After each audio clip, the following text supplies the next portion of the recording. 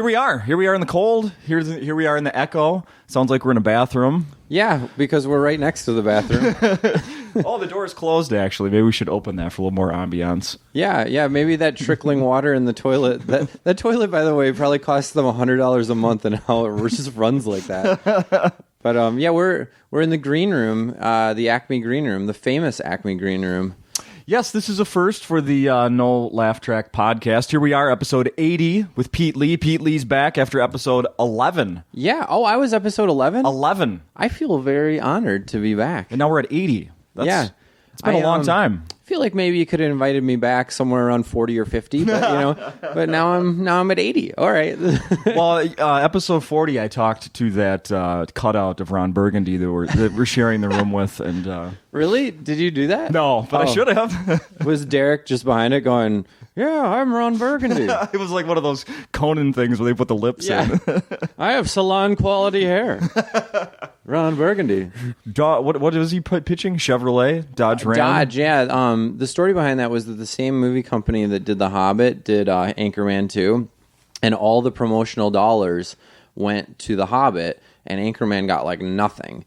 And so that's why they co-branded with Dodge. They did all those PR moves, like Ron Burgundy was going on, just like showing up in like Cedar Rapids, Iowa, right, on the local in news. The Dakotas, doing sports. Yeah, and when they released the movie, they basically said, like people on Facebook were saying, like, enough with the promotion of this movie. It's ridiculous. Yeah. Well, they had $0, and they still had enough publicity that they annoyed people. I did not know that. Isn't that great? Wait, which Hobbit? The one that just came out in theaters now? Yeah, this one. So because of The Hobbit, Ron Burgundy wasn't...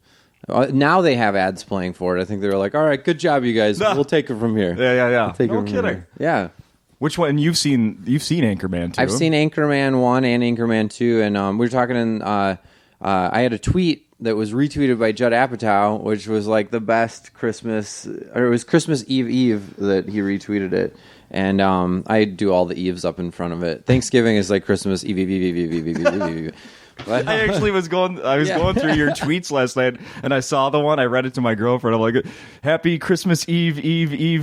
Like, I love that. Yeah. Why is it in August? We're like, wow, this is Christmas 100 Eves. But, every day would be happier if it was Christmas Eve. But Apatow retweeted you? Yeah, he retweeted me. I said I walked a mile in the snow and ice, which is true, to watch Anchorman 2, and I would gladly do it again without shoes. That's what my tweet was. Why did you have to walk to the theater?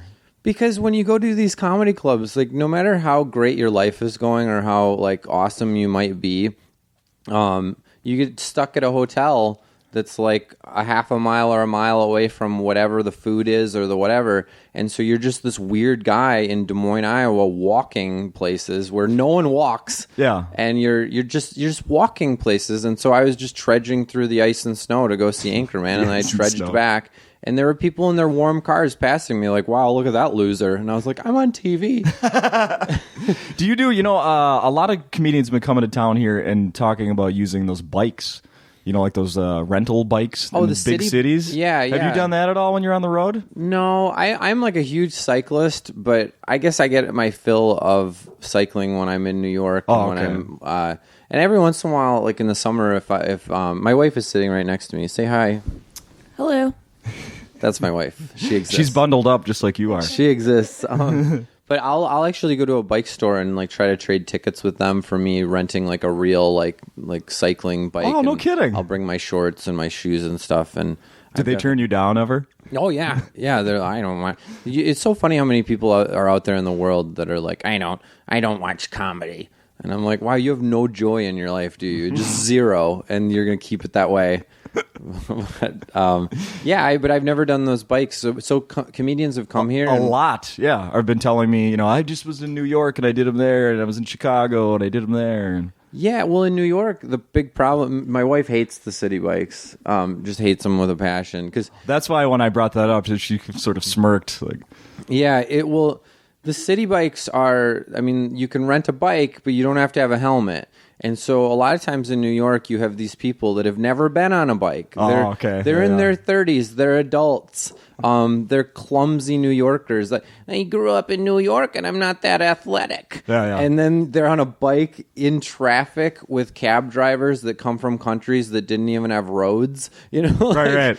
Like it's just not a good recipe. As sooner or later, somebody's going to die on one of those. And we have a car in New York. Like you'll be driving and you almost hit like 4 of them every time you try to get anywhere. And how about the when people leave a door open, or that's always my fear. Wait, like opening, like I just parked, I'm getting out of my car, open the door, bike's coming by. Oh yeah. We do these bike rides up to New Jersey and back, and you have to go up Riverside Drive, and it's it's like what 6 miles of cars that could open their door, and the whole time that we're doing it, she just confidently.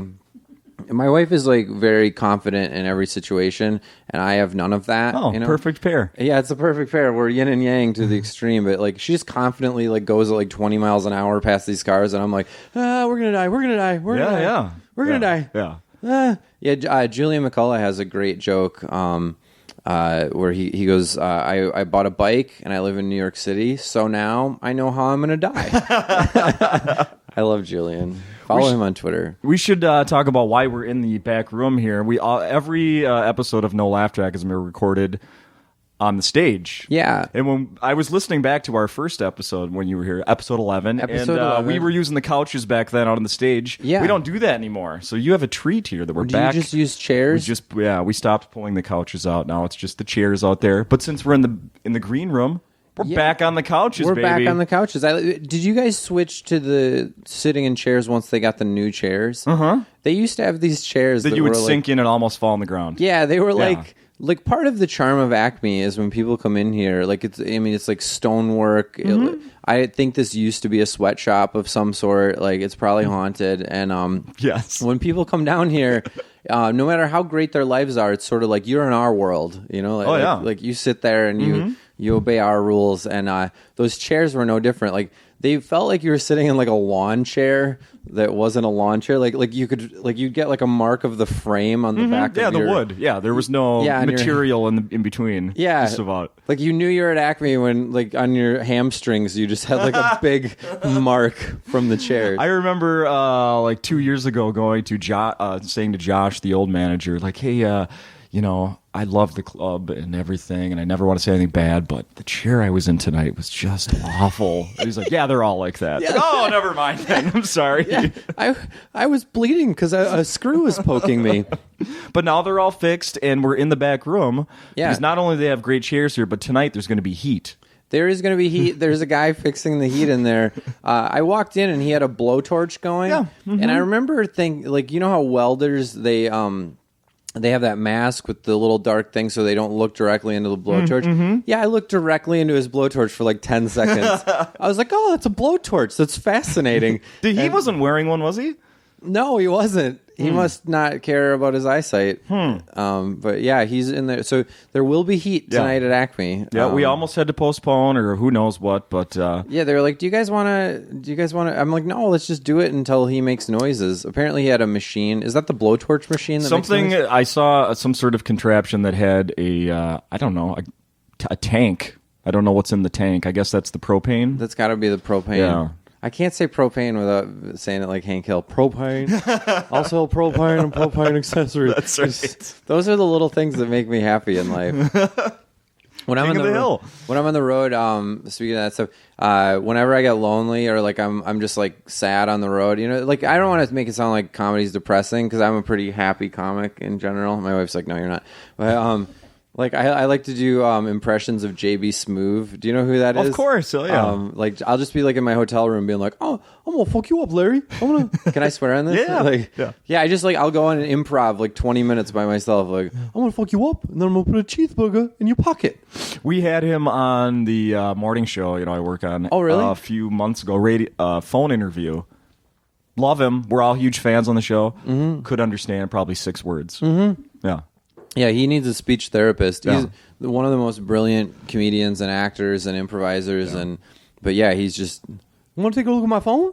Look at my phone. There's a screen. There's a button. Larry.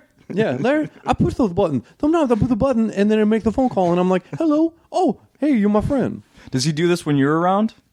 Or is this a private thing? No, I try not to be annoying around my wife. I'm sure that I'm very annoying to her, but I'm still trying to disguise it. We're only in 3.5 years of our marriage, and I'm just trying to keep it going. It's funny you say that because I have a girlfriend that we're going on 2 years together, and just 2 nights ago, she was doing something, and I was like, who are you? She goes, you're not the only one that can be annoying. Oh my God. Wow. Isn't that crazy when the person that knows you best doesn't like you, and then you're like, oh wait, maybe I really am not likable. She just tapped me. No, my wife is amazing, and I'm not just saying that because she's here and I'm afraid of her. Mm-hmm. And her name is Jamie, but not the comedian that I've had on this podcast. Yeah. In the bar, I was telling you earlier about how, but I want the people in podcast land to know. So the comedian Jamie Lee, who's on the show Girl Code, who was on Last Comic Standing, for a long time, whenever she would be on TV and do something great, because she's great, I'd get emails that would be like, your wife is amazing. Like, your wife is so incredible. And I'd be like, thank you, but that's not my wife. And my wife is a civilian. And, but Jamie Lee, the comedian, and I we're friends, and we'll go out to lunch. Like one time we were out for lunch when we both were taking a UCB class, and then people would walk up like, "Oh, I never realized. Like it's you. Oh, you're a great couple." And I was like, "No, she's my sister. No, I mean my cousin. Yeah, no relation. No. But yeah, she's amazing, and I'm so happy for her success. And Girl Code shoots in the studio next to us. I'm on Best Week Ever on VH1. Right. Every Friday night. It comes back on January 10th. People should watch it. But it's so crazy because like their show gets like 3 million viewers a week, and then our show gets like their moms. like they're just such a cool show, you know. And that's funny. Like even like when they're getting ready to do their show, there's just this feeling like something's happening. Yeah. And we're like, hey, what's that like? Is that fun? So, well, I'm glad you brought that up. A lot has happened to you since the last time on the last podcast. Wait, the last 69 episodes. Yeah. Wait, did we purposefully wait 69 69, dude. 69 episodes. Don't think I didn't notice, man. Yeah, man. You know what's just on a side note, this is so dumb, but I guess you could say I lost my job at the Metrodome because they're tearing it down. Wait, what did you do at the Metrodome? I'm a beer vendor. Oh, oh my God. Yeah. Is that how you stay so svelte? I think so. Yeah. Yeah, that and cocaine. No, no, that's not true. No, I'm not really a beer vendor. Yeah, right. That's what I was denying.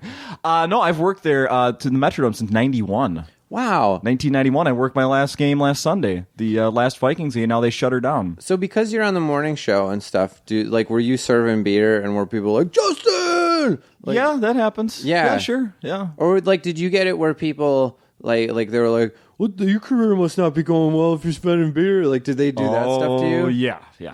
But you did it because you enjoyed it. And I love it. Fun. I love it. It's fun. It's great exercise. The pay is pretty good for a I mean, I don't anything legal. I don't think you can. I don't think I have the ability to make any more money at a part-time job that's legal. Oh, yeah. I mean, it can be really good money. You're drug dealing beer at those games, just walking around with your thing.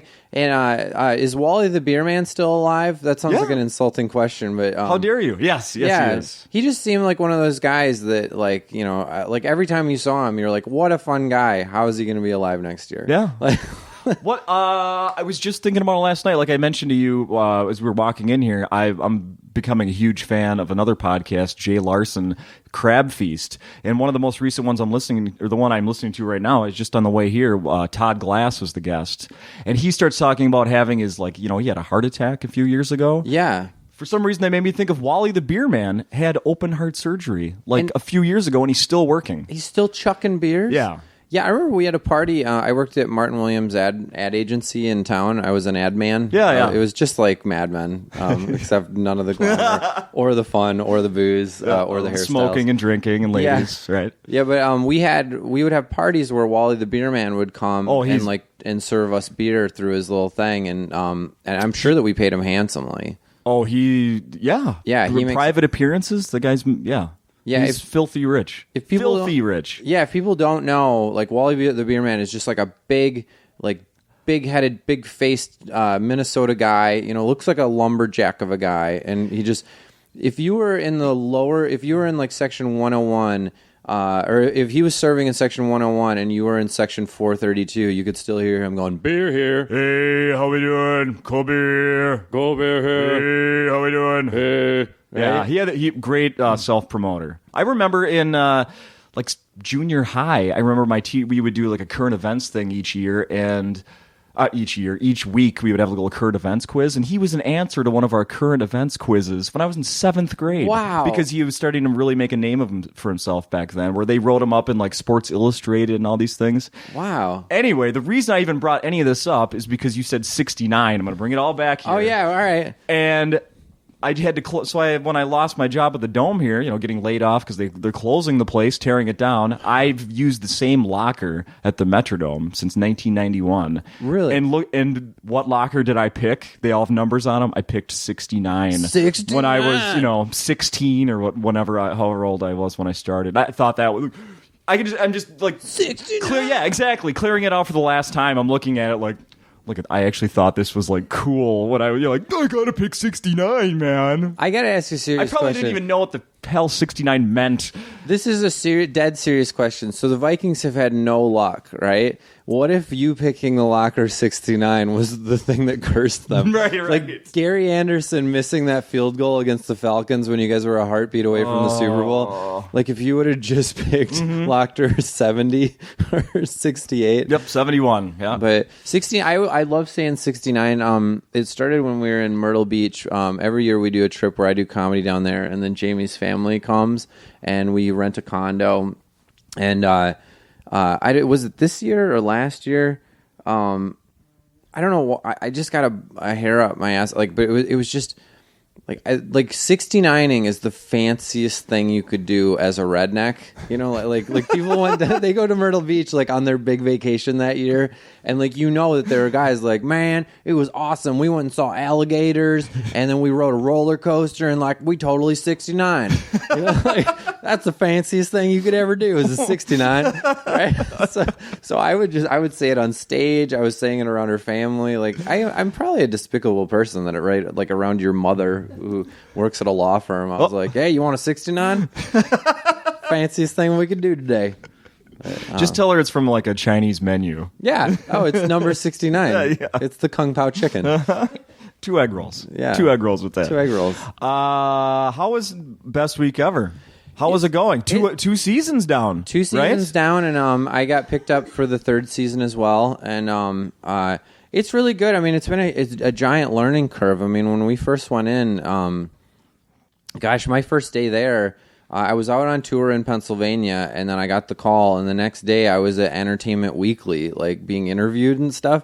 And so imagine going from 0.0 going on in your career, and then Entertainment Weekly is so what do you how do you like being on this new show? And just I'm scared. And the first season was pretty much just me getting over being scared all the time that I was on this show, which you should just be celebrating. What part was scaring you? Just being on TV, being in front of the cameras, preparing all the material. We write probably 200 jokes a week. I'm a writer on it as well. And so it was going from just doing stand-up, which you write your own material. I was very comfortable. I'm in a comfort zone with stand-up. I've been doing it for 17 years, Yeah.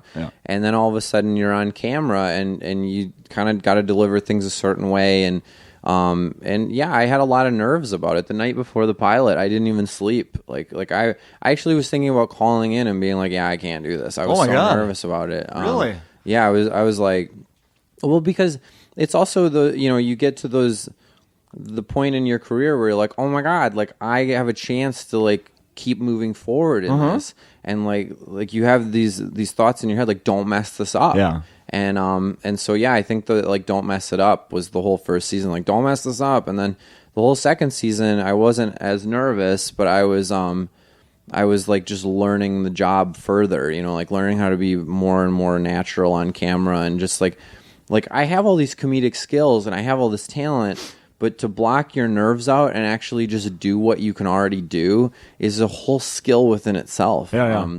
Were there people where you're like, they were so comfortable and confident from the beginning? You're like, you fucker. How are you doing that? And I'm not. Yeah, I definitely felt that way with some of my, fellow cast members, and they're good friends of mine, and I love them, and I even appreciate how good they were from the get go. And I wasn't not good. Like I delivered really good material. I was, in the first season, I got a lot of stuff on the air, even though inside I was terrified, and. But yeah, I'm grateful for them for carrying us and getting good enough ratings that we could stay on the air. Was there a holiday gift from VH1 or Best Week Ever? There was. Really? We got hoodies with Best Week Ever on it. Cool. Which I wear hoodies like every day. Yeah, me too. And, and so it was the best gift awesome. ever. But that's what I got from Acme last year. You got the hoodie? The Acme hoodie. Yes. The black one, right? Yes. They were black in color. Zip up, yeah. Yeah, John McDonald, he's one of the door guys here. He was wearing a black one. Everyone else had a gray one. And I was like, does the black one mean like you're a manager or something? Like you have a different colored shirt. Yeah. Best Week Ever is great, and I can't wait. Next week we start filming again, and didn't it just end? It just ended. We've had like 4 weeks off. Okay. We've had a hiatus, and it's been so nice. Like you were talking about your hiatus from the show. It's just so, even when you love your job, it's still great to like just sleep in and not think about anything and just let your mind melt. Have you drank a lot of beer during the hiatus? More than normal, yeah. Yeah. I don't drink that. I don't drink that much as I used to. So, but yes, definitely. Yeah, I don't drink anymore, so I've eaten a lot of snacks. You're still, that was something you mentioned last time. Still not drinking, huh? That was still not drinking. Yeah, much to my wife's chagrin. Tell them how much you love that I don't drink. Oh, it's wonderful. How much does she drink? She's cut back a lot. In all fairness, she has cut back, but she. We used to be like 5-6 night, a week drinkers, and now I'd say she's at like 2 or 3. Yeah, and she doesn't drink that much. Yeah, some nights she drinks more than others, and but I don't know. I mean, she's a great alcoholic. She's not like she doesn't drink and then want to hook up. She schedules sex before we go out. Oh, okay. Wonderful. With you? Yeah, with me. Okay, good. She's not a dramatic drinker. She doesn't, like when I'm on the road, it's not like, oh, she's drinking. What's she going to do? I know what she's going to do. She's going to be home by 11:15 and asleep by 11:20. Like perfect. That's the drinker she is. But perfect. Yeah. Perfect. How about, what else was I going to ask you about? Best Week Ever. That one's got Dan St. Germain. Oh, yeah. I had him on the podcast. We recorded a whole episode. He and, Carmen Lynch. Yeah. We recorded it. We were done. Only one mic worked. Oh, so my no one's God. ever heard it. Oh my! Yeah, Dan is great. Yeah, Dan he was really funny. Dan just sold a show to Fox, I heard that, like a prime time. The guy who's in The New Girl, that Jack Johnson or whatever his name is, he sold it with him, and it's like and a lot of the people from Best Week Ever are about to become big stars. Like Dan just sold that sitcom. Michelle's on that sitcom. Enlisted Michelle Buteau. Nick. I just got a promotional sweatshirt from Enlisted. Oh, you did? From Fox. Oh, wow, really? Yeah. That means they're putting some money behind it. All right, that's great. It was like 2 weeks ago, and I think it starts this week, next week. Yeah. Yeah, we've been watching the commercials, and Michelle's on there. She is dancing and doing this funny thing. She's hilarious, and I'm like, wow. I'm like, we know someone that's on TV, and my wife's like, you're on TV. I was like, oh yeah. Yeah. Speaking of that, Letterman happened since you were here last. Yeah, that was speaking of being scared shitless. Yeah, that was I get to do it again. They already invited me back, so I'm getting a set ready, and but yeah, it was the day of. I went down to film Best Week Ever because my theory was, how can I get nervous to film another show after I've already filmed a show? Right. I've already been on TV that day. How can I be nervous? I'll be in the zone, man. Yeah, and they picked me up in the nicest car that I've ever been in my life. It was this Mercedes that I don't even know that I've seen that kind of Mercedes before. And you get in the back of this chauffeured Mercedes, and there are big magazines in the back of the seat. Rich people like big things, I guess. Okay. And so I'm reading big magazines in the back of this. Because you're supposed to. Yeah, because you're supposed to. And the chauffeur was like, he's like, give me your iPhone, I'll plug it in, and we can listen to your music. Like that kind of thing. And as we were going up the streets, we started out where like way down in Manhattan, almost by Ground Zero where we film. And, we're going up and it's like 14th Avenue or 14th Street. And I was like, oh, I'm feeling pretty good. Like 23rd, I'm like, I get nervous. Like by like 42nd, I was like, oh my God, this is happening. I'm going to do Letterman. And then we round the block. And because Lindsay Lohan was on and she was all like, people were waiting to see whether or not she was going to be cracked out or not. Oh, that same night. That's right. She was on. So there was a line around a City Avenue block, and so like once I saw that line and all the late show barricades, I was like, oh my God, this is really happening. Like I'm really doing this. Yeah. And then I get out of the car, I pull up and all the paparazzi are there. You can hear the camera and there's a hubbub. Oh my God. And then I open the car door and it's like,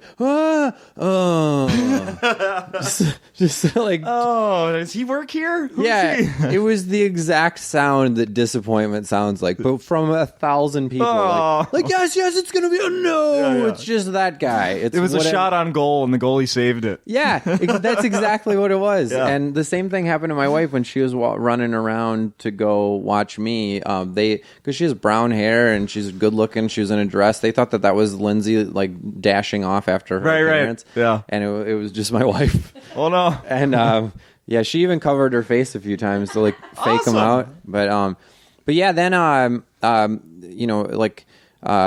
met Paul Schaefer. And that guy was awesome. And then Biff comes up to get you, and he was like, "We're late. We got to run." So when I did it, not only was I nervous, but like I had to like literally run to the studio, and then I had like a moment just to pause and look in the mirror, and then Dave was like, "Beatley," and I was like, "Ah, shit, I gotta go." And so when I went out there, a few of my friends, like people, no matter how awesome the thing that you're doing is, especially if it's awesome, they like to just shit on you. Of course. People just right away were like, they're like, "You look winded when you got out there," and I was like, "Yeah, it's because I was winded. I just ran from the 6th floor to be on the show because I was running late." And I wasn't running late, but we just right like they were. And but yeah, so not only was I was on the verge of a panic attack the whole time, just going, just get through this. This is and I was enjoying it, but you're not even in you're it's an out of body experience. I bet. The show that I've watched since I was 10 years old, and I'm on it. And I told my first joke, which was, "My name is Pete Lee, but don't feel bad. I thought I was going to be Asian too." And boom, the audience just erupts. There's a balcony, and they erupt too. And Paul's laughing. And then the thing that they don't prepare you for was that Dave laughs. Like they actually prepare you that he's not going to laugh. Oh, really? They're like, Dave might even get up and just leave in the middle of your thing, and don't be distracted. He's just got stuff he's got to prepare for the next thing. No kidding. And all of a sudden I hear Dave like, hee, hee, hee, and he's just laughing. He's laughing so loud that I was thinking, like, is this coming into my microphone? Like, is he messing up my sound on the delivery of my jokes? He's laughing that hard. Wow. And I just couldn't even believe it. Like, in the moment, it was like there was so much swirling in my head of like, get these words right, get these lines right, deliver this, try not to look nervous, don't cry, like all these things that are happening. And then there's also like, oh my God, one of my favorite people in the world is laughing. Yeah. And then afterwards, like as soon as you hit your last word, they know exactly what you're going to say because you've transcribed it for them. Mm-hmm. You hit your last word and the band Music starts hits, playing. Yep. And there's just a sense of relief, like, ooh, I'm done. There's nothing else to be nervous about. And then out of the corner of your eye, you're like, wait, David Letterman's coming to shake my hand. Yeah. And I'm like, nah. And we still framed it on our TV, and we got like every moment of it. And you can see my face like go like, oh my God, he's coming. Yeah. Oh, this is happening. And he shook my hand, and then he reread my credit, which apparently he doesn't do very often. And in the still framing, you can see that he's frightened by my like enthusiasm to shake his hand. Well, then the music goes off, and the handlers are walking over to greet me, because they're like, "We're going to take you off. He's not going to talk to you after he shakes your hand." And he just paused, and he took a breath, and he goes, He goes, I gotta say, Pete, he's like, you're on the right track. He goes, you really cracked my egg. And wow. I was like, oh, Dave. I go, wow. I go, I've loved you since I was 10 years old. And I go, you don't even want me to tell you what that means to me. Yeah. And he shook my hand and he goes, you're probably right, Pete. And then he walked away. And it was the coolest interaction. And several friends of mine that have done Letterman, they're like, no, that didn't happen. He wouldn't talk to you. That didn't happen. And then my friend Christy Stefano did it. He did it like 2 weeks later, and Dave actually swung by his dressing room. Like, I don't know if Dave's turning over a new leaf or what's happening, but I felt extremely lucky. So do you know when this next one's going to be? No, I've been preparing the set. I actually taped the set to show to them at Acme on New Year's Eve. So, okay. Yeah, I haven't watched it, but just this club is like shooting fish in a barrel. I mean, like, you go all around the country and you just fight audiences, and then they come here and they're like, oh, we can't wait to appreciate you. Yeah. Oh, we're not outside in the cold anymore. Let's be happy and laugh at comedy. You know. Speaking of the cold, is it colder in this room that we're in right now? We have this electric, by the way. Oh, it is. It is warming up. It is. Yeah. I mean, I can hold it so it's not real cold. We have an electric heater in here. We're trying to produce some heat, but colder here or on the set of Letterman? I would say the set of Letterman is so, like, you already have nerves and then you're also freezing. Yeah. Like, that's another Why am I variable. sweating and I'm cold? Yeah, like, they were at first I was like, I don't want to wear a suit. I want to wear like a sweater vest and a tie or something like that. And they're like, you're going to want to wear a suit. Yeah. They're like, you're going to want to wear a suit and like wear like 5 t-shirts underneath it. But, I'm sure you've heard about how they watched it here in the club that night, right? Lewis did call me and he said that they watched it, and that seems insane. Yeah. You know, like, yeah, that's really cool. I don't remember who was here that week, but we talked about it that next... was it a Tuesday you were on? It was a Tuesday, Is that right? Yeah. April 9th. Wow, I can't even remember that. Yeah, and the next day we recorded... I don't remember who it was. I don't remember that, but yeah. Yeah. And whoever that was talking about how everybody gathered in the bar area around the TVs and watched you do your set. Wow. I think that's awesome. Yeah, I remember being here really early on in my career. It was like one of my first weeks that I was even working here, and Jackie Cation was on Murphy Brown. The TV show Murphy Brown. She played Murphy Brown's assistant for like one episode. You know how Murphy Brown had like a rotating... Okay. And I remember thinking, oh my God, someone that works here is on that TV. I can't even believe it. Yeah. And it's met Candace Bergen. And it's met Candace, former model Candace Bergen. How was Bergen? That was Bergen. But Did we talk about in the first time we were here that you were on a couple episodes of a soap opera? Yeah, I think we did. I was on As the World Turns. I played Dr. Schmeglitz. I was a gynecologist. If we're repeating this for any avid listeners, I apologize. But yeah, it's weird. Acting is one of those things, like, I've always done stand-up and like comedy's natural to me, but like acting is something that I've sort of come in and out of, and you get really rusty. Just like if you don't perform for a couple weeks doing stand-up, you're super rusty. And we were just talking a few days ago that I need to get back into acting so that I'm not so rusty. But yeah, that was another out of body experience. Like, I can't believe I'm on this set and like there's eye patch guy, you know, like you're in the makeup room with people that like you've seen in the supermarket checkout aisle for years. And you never made it into a soap opera digest, did you? No, I don't think so. Maybe the back of my head or something in the scene. But yeah, it's funny, the couple that I acted in the scene with, one of the scenes, they ended up getting married to each other. And then like a year ago, they were just stuck in New York City traffic, and I was walking by them, and I walked up to them to their truck. They were in their truck with their kids, and I was like, "Hey, Austin! Oh my God, you know, Terry!" And they thought that I was like a crazed fan. And I was like, "No, like, remember Pete?" Like, and they're like, "Oh yeah, we acted with you. Okay, you're not crazy. You're not a lunatic. You're just a friend." But, yeah, should we answer some of the questions from Twitter? But while you're looking that up, I have where are you gonna? Do you have any allegiance to the Packers being from Wisconsin? Yeah, I have. So you're going to be watching them play this weekend? If we get to watch them play. They still have 1,000 more tickets, otherwise it's blacked out. Oops. They have 1,000 more tickets to sell, I should say. So that was actually somebody's question. I'll read their Twitter handle. If you're getting reception in here. Yeah, I get it a little bit.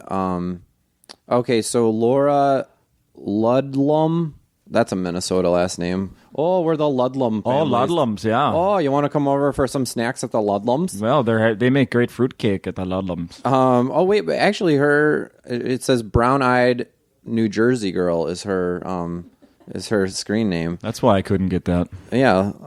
So it's more like, yeah, we're the Ludlums in your face. Your whole family's trash. It says, yeah, why can't your Packers sell out a playoff game? I know. At least you're in blah, blah, blah. Okay. So we can't sell out a playoff game because it's so cold that you could die if you're outside for more than 5 minutes, and people don't want to stand outside for 3 hours. I mean, there are clothes that you can wear that you could be warm for that amount of time. I mean, there are like oil riggers in Alaska that have that amount of clothing. Yeah, but they're getting paid. They don't get paid to watch football. They're getting paid, yeah. But, I mean, we actually got offered, my friend Steve Croner down in Iowa was like, hey, I have tickets for this week's game if you want to postpone your flight and go over there. And we were like, no, we don't have the clothes for it, and we're not going to go buy them. Yeah. We walk from our hotel to Acme each night, and by the time we get here, I'm like, my face is dying. Mm-hmm. Like that's the only exposed skin, and I'm like, I'm dying from the face, face in, basically. Yeah. Oh yeah, it could fall right off. Yeah, and if she is in New Jersey, they don't understand that cold out there. Like they don't.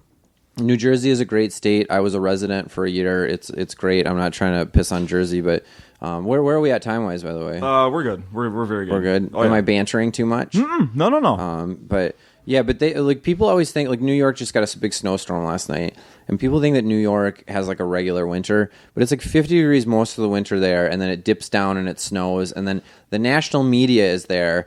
So like, and they're such babies, like they get like a Tuesday snow shower that you guys get. They get out there, and it's the biggest news story in the world. It's snowing. Oh yeah. When I look up stories for the morning show, and I'll go to like some looking for national news, and it'll be like snowstorm hits the East Coast, and like whatever. And it melts by the next day. Like they don't have to deal with it. They barely have to shovel, and yeah, I don't know. By the way, we have a new Mayor de Blasio, and it's the biggest story today that he shoveled his own sidewalk. Like the media caught him outside shoveling his own sidewalk. Heartwarming. Yeah. He's just like you and me. He's stars. They're just like us. Yeah.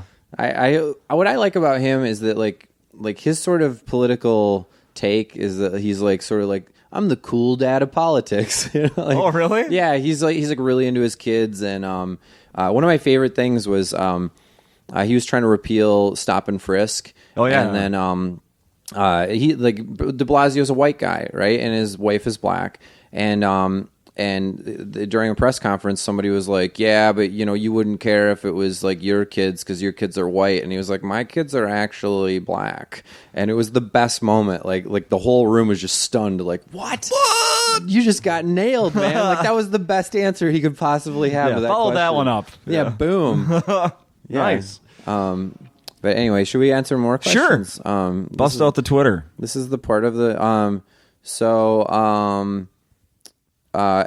my best friend and best man at my wedding, Ryan Williams, at Ryan from Wisconsin, said, "What do you like better, the spontaneity of a live radio broadcast, or do it yourself and lack of censorship that you get with a podcast?" Hey. Oh, well. Well, he's a deep thinker. Yeah.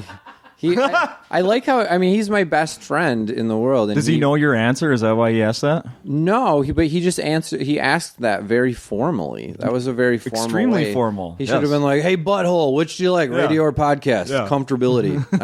I know you get panic attacks. No, I don't know. I like them both. That's a generic answer. I need to pick one. I probably like podcasts because podcasts have made me feel more comfortable just on the radio. I've done a lot of podcasts. Yeah. This is my favorite. This is my favorite. You never said that before. No, this is my favorite. But are you still doing yours? You're still recording the Nonsense podcast? Yes. Sometimes. I've been so busy during like filming because a lot of times I'm like filming Monday through Thursday, and then I'm touring Thursday night through Sunday, and then I come back home and I repeat. And so Jay and I haven't had any time to do our Nonsense podcast. But if you want to listen to past episodes, you can go to nonsensepodcast.com and listen to them. All right, I'm going to the next question. Do it. Why hasn't the ASAA, look it up, asked you to be their Uber celebrity spokesperson, or have they?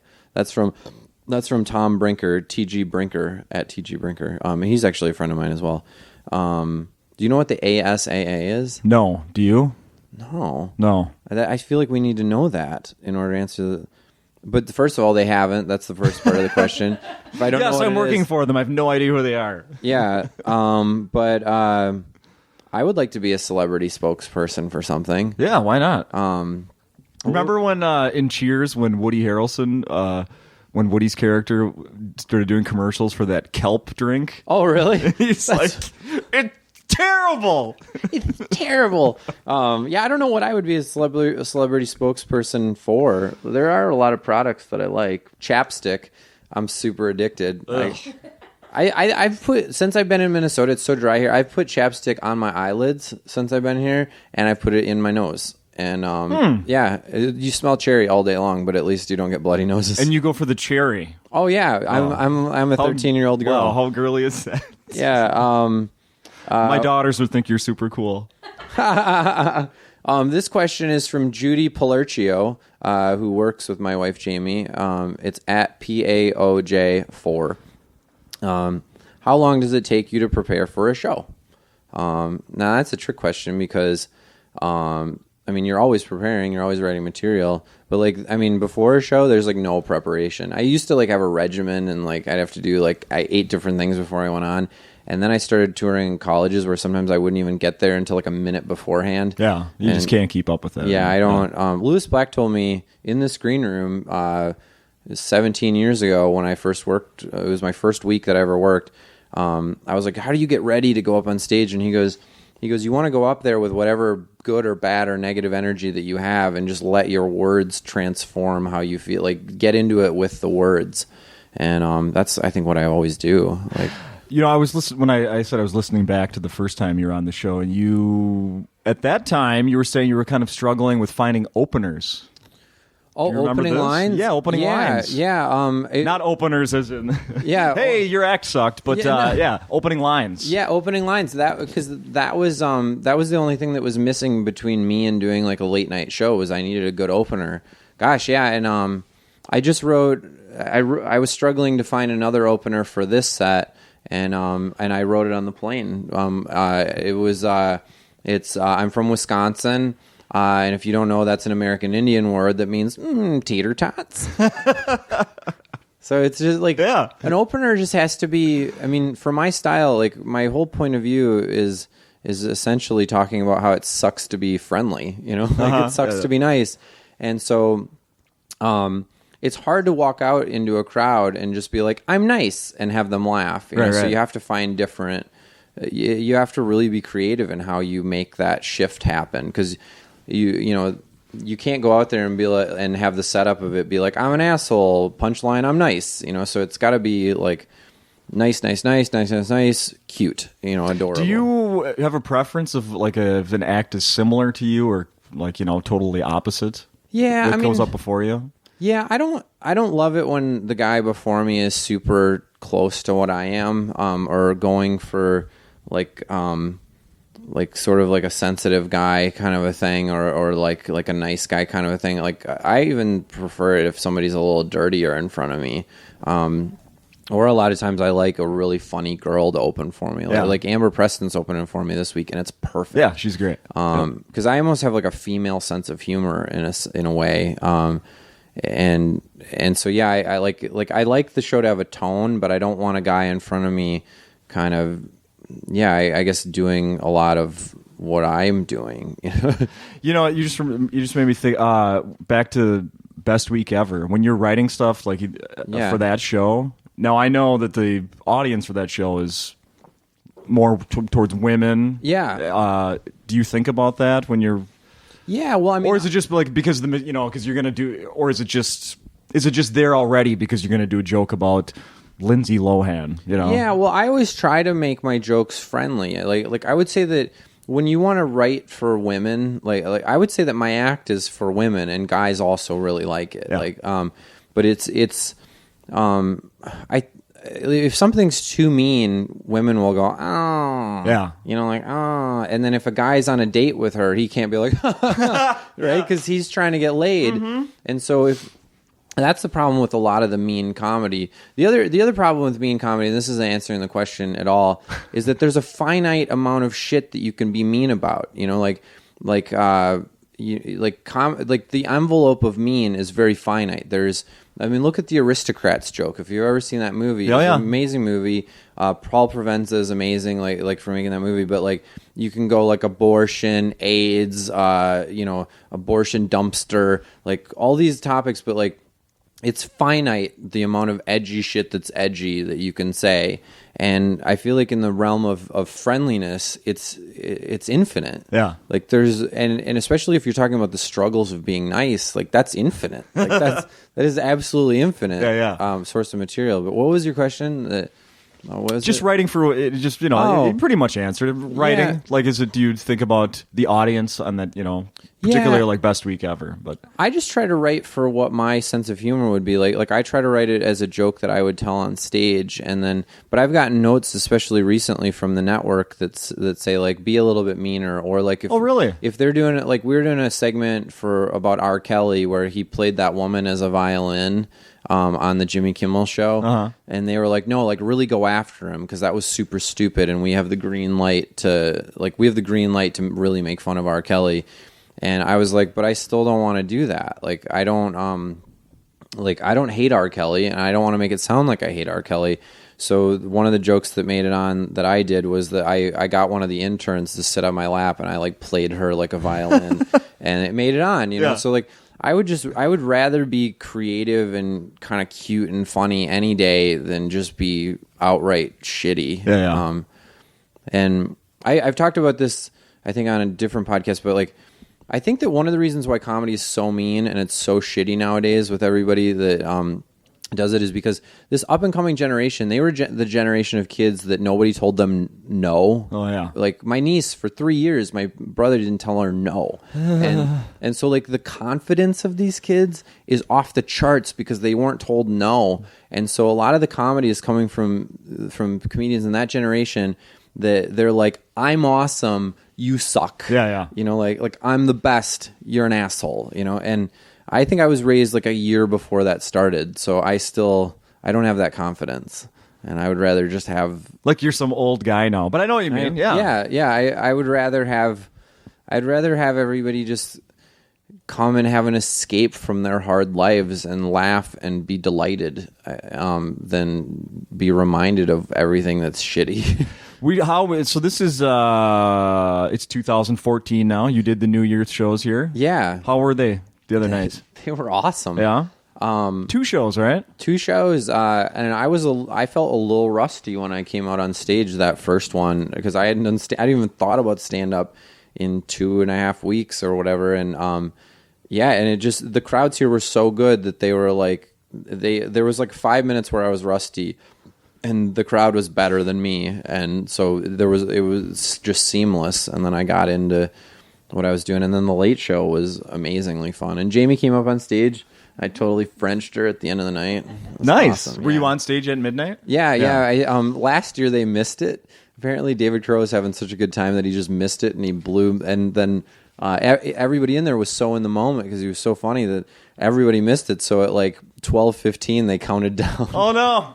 Yeah. So, but I wanted to make sure that I counted down on time this time, and I don't know. So you just kind of stopped the act and did that, and then went back to it? No, I just ended the show. That was it. But it was this show starts at 10:30. They got an hour and a half show. Yeah. That's great. Yeah.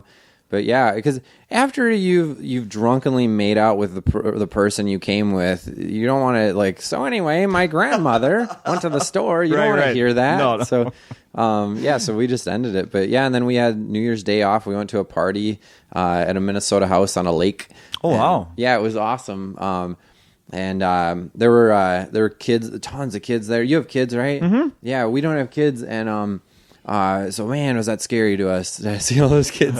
Like, it's good, right? You like I love it. Kids, yeah. Yeah, no, my biggest beef right now is just with the weather in relation to my kids because they got new my parents bought him inner tubes, like the blow up things to go sledding. We haven't had a chance to use them because it's 2 degrees. It's too cold to go. Yeah, it's too cold to go down a hill. Yeah, people don't understand that. Like when they see that it's -20, like in all parts, they just go, "Oh wow, I don't want to go there."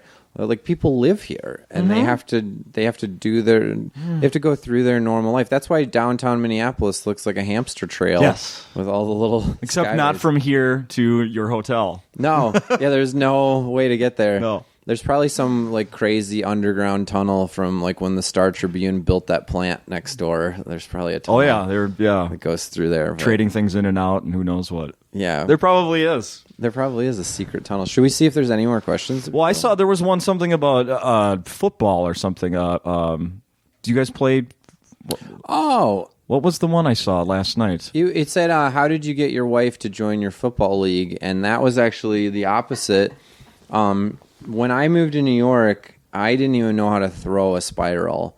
And my dad's an interior decorator. Yeah, you said that. You were a skateboarder? Yeah, skateboarder. The old joke is my dad taught me how to throw a party, but yeah, my wife taught me how to throw a spiral, and wow. And but she played on this league, and then I had no friends when I moved there, and so she got me on the league, and for a while she was the team captain, and I was just playing. And you stand up there and block. Yeah, I was the rusher because I couldn't guard anybody. I was the rusher, and I was in Taekwondo growing up, so I've like great, and I was a wrestler, so like me rushing, like I had like the record for the playoff in sacks. I think I had 8 sacks in a game. Look at that. And yeah, I was really good at containing the quarterback and flustering them. And were you, Jamie? You were like, yeah, honey, you're really good. Good job. Well, so I was the rusher on defense, and then on offense, like everybody's a wide receiver, right? That's basically how it is. And so I'd be rushing, and she's our team's safety. I mean, that's how good she is. She's our safety, and she'd be playing her position, like running backwards, yelling at me, like, "Get up and get him! You fucking get up there! God, you're an asshole! Get him!" And the whole other team wouldn't respect me because she was just. She was bagging on me so hard. Nice. That on offense, I would score. I think I had the most, like, I was like our wideout that would score the long bomb touchdowns because they'd be like, all right, we don't even have to guard him. We know he sucks. He sucks so bad. And I would score like, I'd score like 3 touchdowns a game because of that. And it was a great mental. The Vikings have a head coaching opening. I don't know what. Are you working right now? Maybe you want to coach the Vikings? Interested? Oh, that sounds like a great idea. The first female coach in the NFL. You'd have to move to Minnesota. I don't know if I could do that. It is too cold here. Yeah, fair enough. Do you think the Vikings could just play in the summer? The summers are beautiful here. Can't we pre-tape the games? Yeah.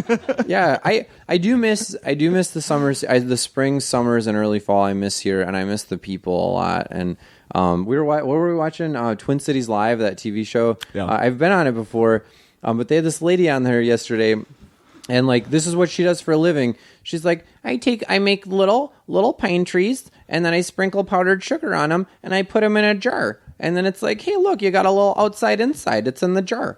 And I was, is what? Yeah, right. What? She's just this crafty Minnesota lady. But it all last night on stage, I couldn't stop saying like, and then you put it in a jar. It just seemed like the most Minnesota thing to say. You put it in a jar. Make sure the lid's tight. Yeah. Oh yeah.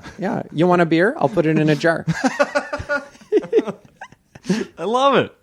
Where are we at? Oh, we got a little bit more time here. Oh, good. Did I see something? And I'm going to bring this up, and hopefully I'm not wrong. Were you the Boston Marathon crap that happened? No. Were you anywhere near that, or what was? No, my tweet that I had a tweet that was really big. It said, "Dear comedians, you know that funny tweet, or you know that funny tweet you're about to write." Save it as a draft, and then I wrote heart, Pete, and it got like tweeted and retweeted. It was like 1,000 retweets. It was crazy, but that goes back to like comedian. I don't think that comedians should be as shitty as they are. Could you imagine if you got 20,000 followers from a celebrity death tweet? Like, would you feel good? No, karmically, right? Like what? and I always think and I did it. I'm guilty. Like people go, I've never deleted those tweets. Like when a celebrity would die, I would go, or like a big bombing would happen or something like that. I'd try to write the funny topical thing about it. And it was mostly out of just desperation for like, I just want somebody to see me, like I want attention, whatever. It's like that little kid thing. Like, how big was my splash? Like, right. Did you see it? Yeah. And just after, I don't know, I think it was like when Whitney Houston died, I remember I saw Jesselnick had like a hilarious tweet. And then I was trying to write one. And then I was like, wait, what? Like, what am I doing? Like, I loved Whitney Houston. Like, Like, I'm a guy, and like, I love the Bodyguard soundtrack still. Like you me know. Too. Yeah, I don't know about still, but I did. I wish people could have seen your face. Me too. Yeah, no, that's true. I saw it in the theater. I love that movie twice, I think. Oh my god! And bought the cassette tape soundtrack. Yeah, I wanted to be her bodyguard. Yeah, fuck Kevin Costner. Yeah, that's me. Fuck him. Yeah, he can go dance with wolves. You know, that's one of the first concerts I ever went to was Whitney Houston. Oh, really? 1986. Wow. Yes, in St. Paul. What'd you do outdoors? What'd you do with your tickets? Do you still have them? I don't think there was a ticket stub. It was one of these outdoor festivals that they do where, you could have put it in a jar. I should have put it in a jar. Put it in a jar. I put all my ticket stubs in a jar. But I don't know how we got off on that tangent. What was the original question? I feel like I could answer. Oh, you answered it. The marathon stuff. Oh yeah. No, but I wasn't involved in. We've done the New York City Marathon together. We've finished in the exact same time together, and holding hands across the finish line. Yeah, we did actually. Aww. Yeah, it was. I remember being afraid of getting married, and one of my friends pointed out, they're like, "Wait, you're afraid of marriage, but you guys ran a marathon together? Like that's way harder than marriage." Yeah, I can't even imagine. And but yeah, and I love being married, by the way. And I'm not saying that because she's here. Like I said, I'm sure. So many. I was like terrified. I was the most terrified of marriage, and now I couldn't even imagine my life without it. Like it's awesome. How was the panic leading up to that? It was pretty. I was. She's laughing. I was counting the money when I bought her engagement ring because I saved up cash. Like I literally would put away $10 at a time, like just saving. Aww. And it was. I told her, I was like, please do not pressure me about marriage because I'm eating peanut butter and jelly sandwiches every day and eating mac and cheese for dinner and saving for this ring. So like, it's gonna take me a while. Don't pressure me. And I wound up getting her like an amazing ring, and it was like 4 years of saving. I started saving like 2 weeks into or it was like 2 months into our relationship. I started saving. Wow. And but yeah. Jeez, when's the relationship book coming out? Yeah, exactly. Yeah, we should be that couple. You know how you remember the chick that played Samantha on Sex and the City, like Kim Cattrall? Yeah, she started she wrote like a sex book with her husband, and it was like how to make a lasting relationship. And then like a year later, they were divorced. It seems like every time a celebrity couple they talk about how great their relationship is, then they get divorced. All right, don't do a book. I don't want to do a book about Forget that. idea. But maybe a song together. Yeah, we can do a song. Come on, an album where we're wearing matching sweatshirts or sweaters. Christmas sweaters. Christmas sweaters, Jamie. I bet there's still sales at Mills Fleet Farm, Menards.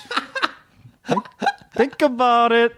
I worked at Menards as a cashier for years. You did? Yeah, it was funny. All the guys from my high school worked in the lumber yard, and they're like, man, why you? And this is, keep in mind that this is the 90s, and I'm going to use this word because this is what people did in the 90s in Wisconsin. But they'd be like, you work as a cashier, you're a total faggot. Yeah. And I was like, what? Like, I think I'm the opposite of gay. I'm working where the hottest girls in our high school work, and I'm not trying to make you jealous, but me or your wife? I'm sorry. Yeah, both of you. But no, like I was able to date a couple of them. Yeah, and like they're the hottest girls because I was able to talk to them all day. Yeah, and those guys were chucking lumber with guys that had lumberyard farts. Like it's not. Yeah, that's we have that in common. I dated a Menards cashier once as well. Oh, really? In high school, yeah. Oh, wow. Yeah. Dude, they only hired hot girls. It was great. And me, for some reason. Yeah, that's crazy. But, I was a Menards cashier, and then for a while I was the head cashier. And I wrote a bit about it. It's on my first CD about how, like you can go anywhere, and the person that has to, override when the cashier messes up, they just come over, and they're like, you're a fucking idiot. And, they're just typing, and they twist their key. And it's always on, like a telephone cord, kind of, scrunchy keychain. Yep. They're just like... you're an idiot. Like they're like 2 weeks ahead of that person in their experience. And Right. It's like, you idiot. Right. Like, you suck. But They have a collar on their orange sweater. yeah, they have a collar instead of, and then or maybe their smock has like an outline to it. Right. It's different, but so we went from marathons to marriage to, I forget. But yeah, I feel like I wanted to I really like being married. I wish I could go back and tell my single self that being married is not that bad. Mm-hmm. But yeah. It's the best. The only downside is you can't have sex with other people, but like with all the diseases right now, like that's kind of great. You're probably better off. Yeah. You're probably all better off. It's kind of great. It's better off. Hey, we're all better off. You can just grab your STDs and put them in a jar. So we are getting pretty close to the time. So what else? The next year is bringing what? Another season of Best Week Ever, you said. Starts later this month. January 10th is our first episode. Next Tuesday is my first shoot date. So less than a week away I start shooting. I'm doing Letterman. I'm going to try to do Jimmy Fallon because I want to do The Tonight Show because he's after the Olympics, he's the host of The Tonight Show. So I'm sending them a tape too. Sweet. I have a couple different sets right now that are just ready. I've been writing for a long time. And then I'm just trying to be home more a little bit in New York because before I was touring so much. And now I've gotten a little bit of a financial cushion where I can just be home a little bit more and enjoy doing the show more, enjoying doing stand-up. And towards the tail end of last year, I wasn't writing a whole lot of stand-up because I was just so busy and burnt out. And sure, yeah. I'm really excited to write the next, half hour of my stand-up. Yeah. And, so that's kind of what's coming up next. I don't know. There was talk that I was going to do a movie for a while. And then I don't know if the funding it's an indie film, like about $1 million budget, and they've raised like $800,000, but it's sort of a standstill with the fundraising. So maybe I'll be doing that next year. But you just reminded me of something. I know you've said many times about how when you started here, it was the night that Nick Swardson was heading off, and they did pass the hat around. Yeah. Well, now that he's a millionaire, has he ever gone back and paid those people back? He should, right? Right? He definitely should. Yeah. Wow. Yeah. You were saying they passed the hat around. He was heading to New York, right? New York. He was just starting out. Like everybody helped him out to send him out there. Yeah. Well, now he's got enough money. Come on back. I think they raised like $300 that night. He should definitely pay them back with interest. Yeah. But Nick's also the kind of guy that like I remember one night I was at a bar and like we were just all drinking and eating and whatever, and at the end of the night when we went to get our tabs, they were like, "Oh, Nick got it."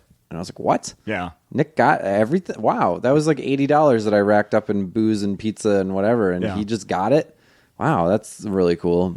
No, I've hung out with him before at the bars and very generous. So he's very generous, but he also just wants someone else to do 6 shots with him. Right. I got some Cristal. Let's fucking go party. Let's party. I never mentioned that I need to thank Circle of Heat for the music that they play at the beginning of the podcast. Oh. Thank you to those guys. And what else? Here's a question that we can. How many cats, Pete, is too many cats? How many cats is too many cats? Mm-hmm. Well, I had 9 cats growing up. What? For real. Yeah, and we didn't live on a farm. My mom was a feminist, and it's like being an alcoholic, you get a chip. Every year that you're a feminist, you get a cat. It's just like that. But we had 9 cats growing up, and one of our cats last week just passed away. Like they've all lived to be like way over 20 years old. Oh my God. And one of the last cats that we got just passed, and now my mom's down to 1 cat. She's like, I haven't had 1 cat since we got our first cat. Holy cow! Yeah, so I guess 10. 10's too many because 9 was what we had growing up. Perfect. Pete, thank you. Thank you for having me. It's been a blast here in the igloo. Yeah. I'm. By the way, I'm wearing gloves. Yeah, I should have told people I'm wearing gloves. This is the first, and I didn't mention it when you're doing it, but you did apply chapstick during the recording here. I did, and I would like to close by saying that Minnesota is the coldest place on earth that doesn't have penguins. I agree. Unless you go to Como Zoo. Yeah. Put them in a jar. Put them in a jar. Thanks, Pete. All right, thank you guys. Perfect.